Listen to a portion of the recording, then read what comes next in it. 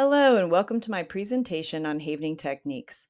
My name is Rachel Harris. I am a certified Havening practitioner, certified life and spiritual coach through Life Purpose Institute, master sound healer, and creator and head director at Sacred Circles NC Spiritual Community. I am located outside of Charlotte, North Carolina for anyone who would be interested in working with me in person. I am also available over Zoom to work virtually. Today, I'm going to explain what psychosensory therapy is. I'll discuss different types of memory formation, the role of the brain in creating encoded memories, and how those memories continue to drive our subconscious responses. I'll talk about Havening technique and how it can be used to create a happier, healthier life for you today. The founder of Havening technique is Dr. Ronald A. Rudin. He is a medical doctor who uses neuroscience to help treat illnesses. It was through his work that Havening was created. In 2010, Dr. Rudin wrote the book When the Past is Always Present. In it, he presents Havening techniques, a method which uses sensory input, in this case touch, that intends to eliminate the consequences arising from stressful or traumatic events. Dr. Rudin defines Havening techniques as a psychosensory approach, which I will explain in the next slide. A psychosensory therapy is a therapeutic treatment that uses sensory input to affect a person's psychological and emotional health. It uses touch, sight, sound, taste, and smell to evoke an extrasensory response. The therapy can combine talking, visualization, eye movement, and therapeutic touch to alter how the brain stores different memories. There are two categories of psychosensory therapy. The first one is where we activate the brain or the mind emotionally in order to make a connection. The other begins with the body. For example, have you ever spontaneously cried on a yoga mat or had a repressed memory pop up during a massage or acupuncture? Havening falls under the brain or mind category. We stimulate memory or emotions first to begin our work. Our brain makes decisions about how to store memories constantly. There are two general types of memories, normal and encoded. Normal memories are stored when we do not perceive any threats. Encoded memories happen under certain circumstances where we either are actually being threatened physically, emotionally, or mentally, or we perceive it as such. These memories can also happen after long exposure to low level stressors. Examples might be being chronically overworked or frequent exposure to discrimination. Dr. Rudin identifies four factors that must be present to contribute to an encoded memory in the brain. First of all, we have an event. Something has to happen, right? You can experience this first person, meaning it happened to you. Second person, you were witness to the event. Or third person, you were told about it through stories, the news, movies, etc. Second, landscape. So this is your inner world. What is your stress threshold at the time of the event?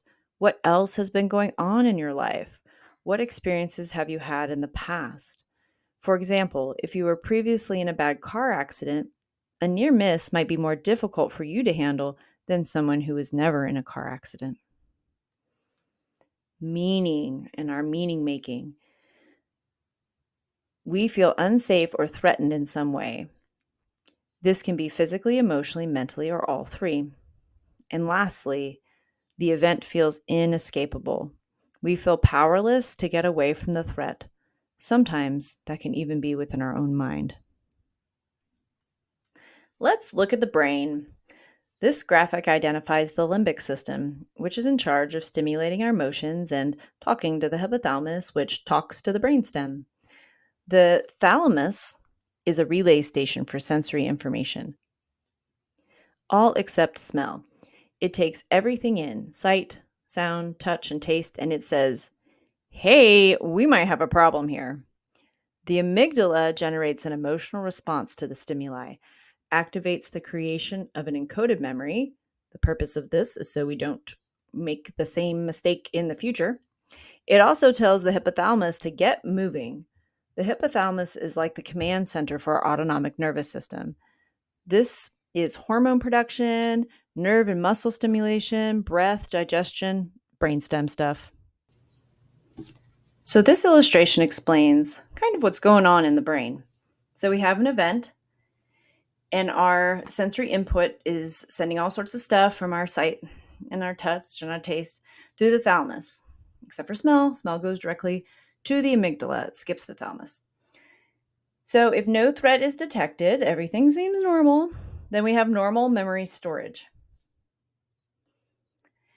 If a threat is detected and we feel unsafe, we have a vulnerable landscape, and whatever is going on is perceived as inescapable, right? So that's saying, oh, we have a threat. Then it goes to the hypothalamus, which tells our automatic nervous system to act, go into fight, flight, freeze, or fawn. It pumps out all the hormones that we need in this case, whatever the emergency is. And then we create an encoded memory. We store all of the input from the event, all of what we've seen, or smell, sight, touch, taste, and our emotions and our physiological response. AKA, we've created a fast lane. This is so that when the brain perceives similar input from this traumatic event in the future, it cannot tell the difference from the past from the present. It activates the autonomic nervous system through a fast lane chemical connection as if the same threat is happening again. In theory, this is for our survival. Unfortunately, it doesn't always benefit us in our modern world. So you say to yourself, okay, well, how do I know if I have emotional coding? Well, honestly, if you've been alive for any sort of period of time and have had any sort of life happen to you, you probably have emotionally encoded memories. But here are some things to ask yourself. Have you been to talk therapy, but you're still not seeing the results that you want in your behavior, your relationships? You intellectually understand your patterns, but you still struggle or implement to make changes. And I would also add, you feel emotionally disconnected. You have times of high emotional reactivity that feel way more intense than a situation necessitates. You have chronic brain fog despite changing your diet or physical activity. You have swirling thoughts or analysis paralysis, especially around decision making. You have high levels of emotional reactivity around a memory. In other words, it feels like the event in the past is still emotionally raw, even if the event or memory was long, long ago. So in this slide, you'll see a little illustration I came up with. So in this case, our prefrontal cortex, that's our thinking brain, or our conscious awareness, is like the person riding the elephant. Our prefrontal cortex controls our intentional responses, our ability to plan, focus our attention, curb our impulses, delay gratification, predict consequences, and manage our emotional response. Most of the time, the prefrontal cortex can keep the amygdala from running wild. We don't eat the whole cake, we don't punch our boss. The amygdala is like the elephant. It generates our emotional and physiological responses. It signals to the hypothalamus to fire up the fight, flight, freeze autonomic nervous system. When we have a traumatic event and then have an encoded memory that's activated, we sometimes call this feeling triggered. It's like something has spooked the elephant. The rider, for a period of time, is at the mercy of that elephant. It takes time and attention and also learned tools to regain control. In the meantime, we have gone into autonomic response. We experience a fight, flight, freeze, or fawn response. What is fight, flight, freeze, or fawn response? These are some examples that it could look like, but it's not a complete list. So, fight could look like yelling in response, even if the other person is not upset or aggressive, lashing out with physical violence, seemingly unprovoked. Flight, leaving a space in the middle of a conversation, avoiding uncomfortable face to face interaction or difficult conversations, actually running away and hiding, like actually leaving. That's a big part of the flight response. Freeze, mind going blank, unable to think, feeling like your body is frozen and it's impossible or very difficult to move. Impossible or very difficult time responding, even to simple questions. Now, a lot of talk has been out about fawn response. It's been added recently. My personal opinion is it kind of feels like being stuck between flight and freeze. So, fawn might be pretending or acting like something that is upsetting to you is not actually upsetting you. And this is in an automatic way. This is not being purposely deceitful to somebody. There's a big difference there. Going along with something being done or said to you that you don't like or want in a way that feels out of your control, like you can't speak up or you can't stop it. Trying to control your environment to avoid experiencing uncomfortable emotions in yourself and others. Stress exposure over time. This is chronic low level reactivity. So, in this case, you can see that they may not be running, but the elephant is definitely leading the way here. So, some of these symptoms might feel like flight, an inability to relax, frequently on edge, known to have a short fuse or explosive anger, get angry or defensive when someone confronts the behavior or questions you, frequent social disciplinary actions like detention, suspensions, or jail in adults, etc. Flight, keeping yourself busy while avoiding what's really important, often looking for the next greatest thing, hobby, relationship, healing technique, spiritual guru, whatever is going to fix your feeling of discomfort. There's a constant feeling of trapped and feeling driven to make changes in work or relationships. Now, I will say this is a caveat. This is when oftentimes things are going well. And I would like to say it feels like a cat in a cat carrier. But this is not an internal like, oh, I need to make changes. This is destructive behavior. There's definitely a difference between the two. On to freeze. Chronic brain fog or forgetfulness, underachieving or complacency, feeling out of touch with your body, especially your emotions, struggling to form emotional attachments in relationships, although that could definitely be with any of these. Fawn response, chronically helping or rescuing others but feeling uncomfortable receiving help, frequently feelings of resentment when others don't meet your, I would say, unspoken expectations, frequently feeling unseen, undervalued, and seek to prove your worthiness, extreme discomfort speaking up. And then all of them might see, like I said, it's definitely going to affect your relationships for sure. But also physical symptoms in the body like exhaustion, pain, muscle tightness, autoimmune, and gut issues. Feeling like your feelings or reactions are controlled by factors outside of yourself. And what I mean by that is like, oh, well, if only that person wasn't doing that thing, then I would be fine. Or if only blah, blah, blah, blah, blah, something that's outside of your control would change, then you would be okay. Also, nightmares, disrupted sleep, or waking up feeling unrested. So now we get to geek out on some science. How does havening work? So, havening activates delta waves, which are the same frequency of waves that you produce during deep sleep. Now, we do this through havening touch, which I'll explain in the next slide.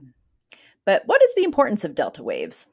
Delta waves open calcium channels in the postsynaptic neurons in our brain. The brain then produces a chemical that can dissolve the fast lane link in the brain. So, this biologically changes how these traumatic or stressful memories are stored permanently, from encoded memories to normal memories. I say we teach the brain to stand down. So, what can you expect during a havening appointment? First of all, we're going to talk about what havening touch is. So, Dr. Rudin has identified 3 places where delta waves are most produced when stimulated. And you'll see my little video as I'm demonstrating it. So, first of all, is the face, stroking the sides of the face. And then, second is the shoulders, from the top of the shoulders down towards the elbows. Also, we have the hands, the palms of the hands sliding across. I find often when people are doing havening on themselves, they have a tendency, and this is myself included, to go from the shoulders and all the way through the hands. There's something very soothing about that. So you can apply havening touch to yourself, or you can have a practitioner perform the touch when you're in a situation. I was trained in the time of COVID, so we definitely did a lot of self-performed havening touch.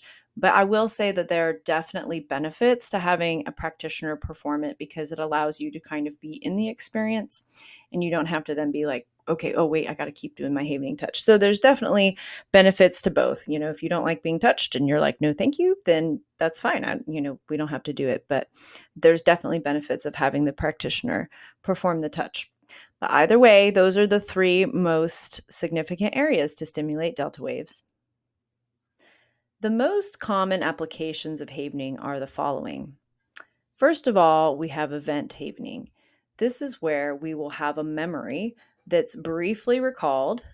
This is the brilliant part about havening. You do not need to talk about it. If you are like, I have been to talk therapy or I have, however, whatever, talked about this and I'm through talking about it, but I still feel reactive, awesome. Havening may be great for you. You do not have to talk about this, but you do have to be able to get into it. So we recall the memory, we open up those channels in our mind to be able to feel it.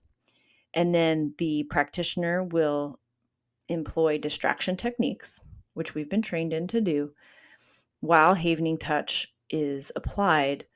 And we will repeat this process until the memory is neutralized. Now, neutralized meaning when you think about it, your reaction has changed maybe from feeling highly reactive. You may feel it in your body. You may feel your breathing, all those autonomic responses kicking in, right?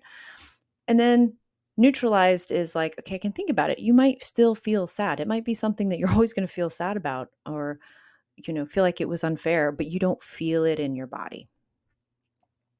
Second is emotional. This is one of my favorites because I find a lot of people are like, they don't know. Like, they don't know what the root event or memory is, or maybe they've had a lot of different things happen in their life. So it's like, yeah, okay, pick one. So emotional or transpirational havening is some of my favorites because we begin with an emotion that's predominant in your life right now. And then we start havening touch while we repeat the emotion. I also have other tools as a coach to kind of work through different emotions because we have to also be able to identify our emotions, which can be a challenge. So, and then we repeat the word, which then could change or memories can arise. It's really beautiful to kind of see how through this channel we kind of access different parts. And I find clients get a lot out of this. And even for me in my own experience when I was a client myself, is I had a hard time connecting my emotions with some of these very hard memories, or I would feel the emotion, but then I would instantly stomp it down. And doing transpirational havening with my therapist was amazing because it really allowed those emotions to come out and allowed all of it to return to neutral so that I could stop going into those autonomic, mine was freeze in this case, my freeze response, which wouldn't let up the emotions and wouldn't let up anything. I was like frozen. I couldn't act. So there's so many ways that can be applied. It's super beneficial. And the third most popular is affirmational. So this is when we're replacing negative emotions and beliefs with positive ones. And of course, the caveat here is you have to believe it, just like any affirmations. You have to actually believe what you're telling yourself. But that's where we can do a lot of coaching. This is where there's such a beautiful meld between coaching and havening, where I'm helping people hold to certain expectations and projects that they're working on, but then stuff gets in the way. There's a reason why they can't seem to get it done on their own, and oftentimes then we can use havening to work through these blocks. So and there's so many more. There's inner child work we can do with havening. It's just a really beautiful way to help take any of those heightened encoded memories and bring them down to neutral. So you might have already been able to put together what some of the benefits of havening are, but Dr. Rudin has identified 5 basic applications. First of all, and the point of the whole thing is depotentiating those traumatically encoded memories. So that's the original and primary intent. It returns the heightened neuropathways to homeostasis. However, when we do this and we begin this process and you're working on this will also boost your resilience and access to your own positive emotional state. It creates more states of calm, joy, enthusiasm, and gratitude. and they're more easily accessed. The neurochemical landscape, remember way back we talk about what is our landscape? Your landscape will become more resilient, which means your stress response will decrease because you have a greater ability to handle what life has coming at you. It also can reduce present moment stress. So, some of this is if you are doing, we also teach how to do havening on yourself. So, you can haven on yourself to reduce or eliminate stress that might be happening. And the last two, reducing and relieving negative stress responses. So it decreases the load on the body's system. And this boosts your immune response. So before we were talking about the mind, right? The landscape. But then also there's a physiological response in your body. So you're decreasing your cortisol, all those hormones productions that are going to keep your muscles tight, that are going to keep your blood pressure high, that are going to have negative consequences on your body. And then, like I talked before, this can enhance achievement, motivation, and goal orientation. This is why it's beautifully melds with coaching and other work because it increases your clarity, your focus, and determination in accomplishing your goals, and can help you overcome blocks. So, who can perform havening touch? Well, the short answer to that is anyone. So we do have self-havening, which can be taught. And so you can use this when you're experiencing minor upsets or stress, or maybe pain or discomfort from a health issue. So the havening touch can be applied to calm your nervous system. The other two applications are group settings and one-on-one. So both of these should be done by a trained practitioner. So in group settings, we can lead havening and often includes maybe journal prompts or meditative journeys. And one on one is very individually catered to the person, but havening touch is facilitated by a trained professional. Now, again, this doesn't mean that the professional has to perform the havening touch. You can perform havening touch on yourself, but the havening practitioners kind of drive in the car, right? So, this is best for deeply experienced stress and trauma. Thank you so much. I really appreciate you taking time to get to know what havening is more. If you want more information, you can go to my website, theimpassionedlife.com or havening.org. You can look me up on Facebook or Instagram at The Impassioned Life, also Sacred Circles NC if that interests you. And I hope you have a wonderful day.